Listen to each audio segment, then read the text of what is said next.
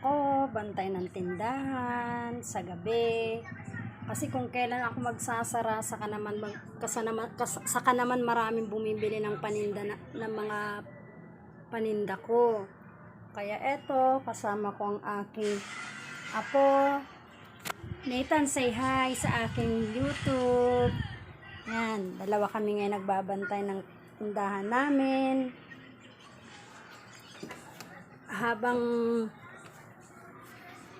nagbabantay kami dalawa, nood muna kami sa cellphone. Ang aking hipag nasa taas na natutulog.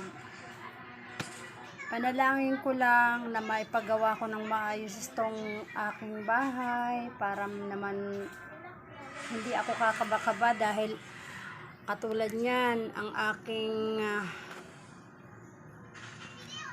aking tindahan ito. Ang pinapansara ko lang dyan ay kurtina. Tinatanggal ko lahat ng mga paninda dyan kasi naka-screen lang yan. At dating bintana yan na ginawa kong tindahan dahil nung dating ang ate ko at ang kuya ko nung nabubuhay pa, sa pintuan sila, binubuksan nila ang pintuan, pero para sa akin hindi ako safe pag pintuan nakabukas. Kaya gusto ko na sana maipagawa ko yan sa pagtsatsaga ko rito, na sana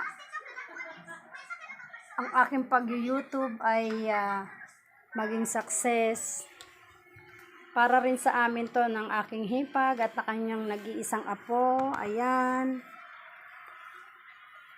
wala na rin kami nga asahan, dalawa na lang kami rito.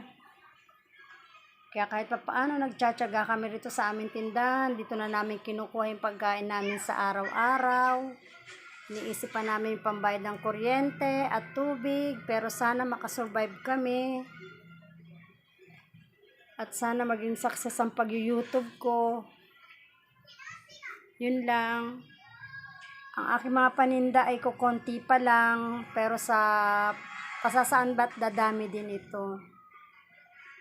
Ito po ang hitsura ng aking bahay sa ngayon, hindi pa po maayos.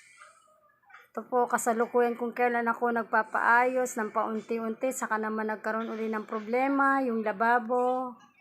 Hindi na may barado, kaya tinakpan namin.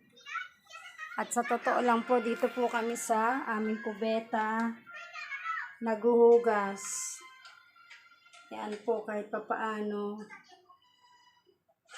Sana po maipagawa ko ang aming bahay na kahit pa paano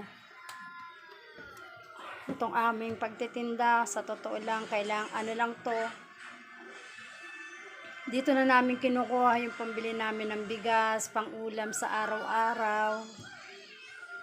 Na sana makaraos kami, makasurvive kami ng hipag ko dahil pareho na kaming byuda ng aking hipag. Ang kuya ko namatay lang kailan at ang asawa ko naman last year siya namatay. Magto 2 years na rin siya sa January. Bali dalawa na lang kami ng hipag ko na magkasama. Sana kaawaan kami ng nasa itaas na maging success ang pag-YouTube ko. Dahil wala na kami nga asahan. Nagsisikap na lang kami na makaraos sa araw-araw.